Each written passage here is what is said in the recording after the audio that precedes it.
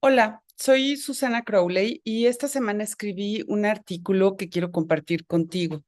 Lo titulé Adiós, Enrique. Espero te guste. Esta semana murió el director de orquesta Enrique Batis, controvertido por su carácter explosivo, acusado de sobajar y algunas veces insultar a los miembros de la Orquesta del Estado de México que fundó y comandó durante años. Terminó sus días en medio de acusaciones de acoso, maltratos y vejaciones y finalmente un poco en el olvido. Como en todo, siempre hay dos lados de la historia y a mí me toca contar la que viví cerca del director sin que lo supiera y se lo hubiera imaginado. Cuando yo tenía 11 años, mi papá fue contratado como fotógrafo por el gobierno del Estado de México, lo que significó trasladarnos a Toluca. En la capital del país vivíamos en un ambiente de clase media, más bien apretado, así que toparnos con la sociedad toluqueña fue un cambio radical en nuestras vidas. A pesar de lo cercana, esta ciudad se caracterizaba por tener una comunidad cerrada en la que los contrastes económicos eran notorios. La clase alta era desmesurada en su capacidad para derrochar el dinero. Viajes, autos de lujo inusuales en aquella época, costosas marcas de ropa, mansiones con salones de ostentosos y grotescos trofeos de cacería, un club social para jugar tenis al que Tut Toluca asistía, un campo de golf en medio de exquisitas residencias, además de las obligadas casas de fin de semana en Valle de Bravo. Los domingos, las mujeres asistían a la iglesia y los hombres a la Bombonera, el estadio de fútbol. Luego, todos a dar la vuelta a la heladería de moda, a ligar, ubicada en la Alameda, con el ridículo nombre Adiós tú, mi presumida. Debido al poco interés de la gente, no había museos, no había librerías, no había galerías, una sala de conciertos digna, ni mucho menos un centro cultural. Sin embargo, el enorme presupuesto del gobierno permitía la existencia de una orquesta clásica con músicos de alto nivel. Su director era Enrique Batis. Para mi madre, lo más importante en su vida fue la música. Cuando vivíamos en México no podía faltar el abono para las temporadas de la Orquesta de Bellas Artes y la OFUNAM. No importaba que eso significara deberle al carnicero. A nuestra llegada a Toluca, lo primero que hizo fue indagar sobre la orquesta. Los viernes por la noche asistíamos al inhóspito Teatro Morelos, donde se llevaban a cabo los informes y eventos masivos del gobierno.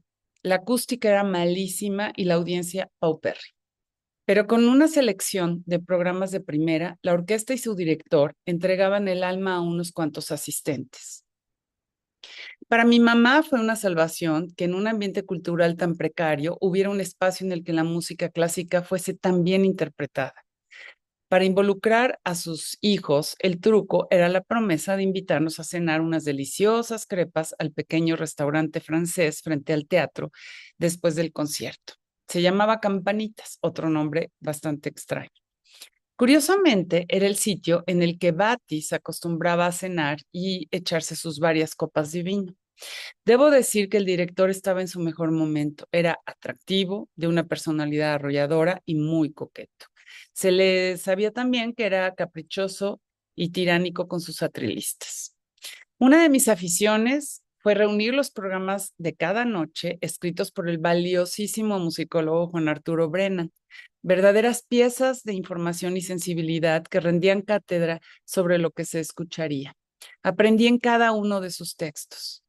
La mejor parte de la noche era cuando me acercaba a la mesa del director de orquesta, que para mí era un rockstar, a pedirle que firmara mis programas de mano.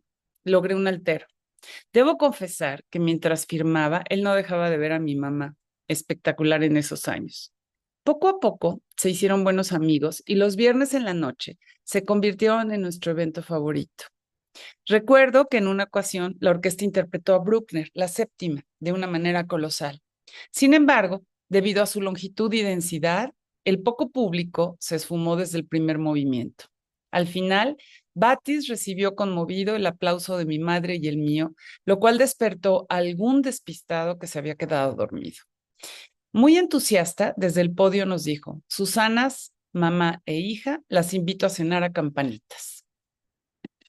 Mi mamá fue conociendo a las mujeres de la sociedad toluqueña y se dio cuenta de lo adineradas, pero también poco sensibles y cultas que parecían ser. Con mucha paciencia las convenció de que en lugar de hacer reuniones sociales en las que solo se hablaba de asuntos domésticos y banalidades, se interesaran por la literatura y la música. Al poco tiempo, formó un círculo del libro y empezó a impartir clases de apreciación musical. Su iniciativa se notó en aquellos viernes de conciertos. La audiencia, conformada por alumnas, llenó la primera sección del teatro, que era mucho decir. Y la cosa no paró en eso. Su capacidad de contagiar el amor por la música y la cercanía con Batis la llevó a formar la Asociación de Amigos de la Orquesta. Entre la alta sociedad toluqueña se puso de moda comprar el abono de la temporada. El asunto trascendió lo local y mi mamá y Batis fueron invitados por Jacobo Zabludovsky para promover los eventos de la asociación que incluían una gira con músicos por cada municipio del estado. Para asombro de mi mamá, todo México estaba pendiente del noticiero aquella noche y la vio salir en él porque justo en ese momento se anunciaba el aumento del precio del huevo. Los invitados de Batis eran artistas de primer. El violinista Hermilo Novello, con su Stradivarius, interpretó a Vivaldi y Paganini en recónditos poblados. Una de esas noches llegaron a uno que no tenía luz. Parecía que el recital se cancelaba. Pero mi mamá evocó las épocas en que no había electricidad y todos estuvieron de acuerdo en emular veladas de los clásicos. En vez del auditorio, se movieron a la iglesia central. Mi mamá iluminó todo el espacio con velas que pidió prestadas a los habitantes del pueblo y consiguió en una tlapalería. Fue una de esas noches inolvidables. Otra de las grandes invitadas de la orquesta fue la pianista Eva María Zuc, que además era esposa de Batis.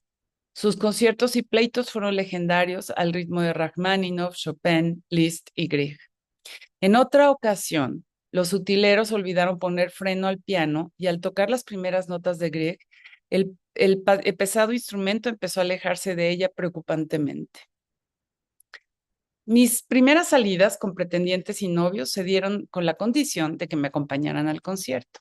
Debo decir que más de uno decidió probar con las fans de Juan Gabriel y Camilo Sesto y se olvidaron de mí. Los años de música en Toluca fueron fundantes en mi aprendizaje y pasión. Los guardo con un enorme cariño. Me hacen revivir el enorme gozo de mi madre, rodeada de sus hijos y de sus alumnas, mientras Batis dirigía a sus amados compositores. Jamás hubiéramos podido tener tantos y tan variados programas clásicos a precios accesibles en un lugar como Toluca. Imagínense Beethoven, Schubert, Bruckner, Schumann, Brahms, Wagner y Strauss. Casi no hubo siglo XX, pero no importaba porque los clásicos estaban ahí todos. Mucho se ha discutido la calidad como director musical de Batis, empañada por las acusaciones de las que fue objeto. Más de un expediente en su contra abierto por mujeres ofendidas que luego se retractaron y aunque más tarde hayan sido desestimados, causaron un irreparable daño a su imagen y moral. Pero su obstinación para mantenerse en el podio, su obsesión por la calidad de músicos e interpretaciones y su capacidad como gestor de recursos en un ambiente oficial poco propicio es admirable. Quizá no era el dotado director de orquesta de México, pero su desempeño durante 4 décadas frente a una orquesta de calidad incuestionable como la del Estado de México constituyen un hito. Mi amor por la música es un regalo de mi madre, pero Enrique Batis fue un cómplice involuntario de aquella niña de 11 años y hoy esta mujer lo despide con agradecimiento.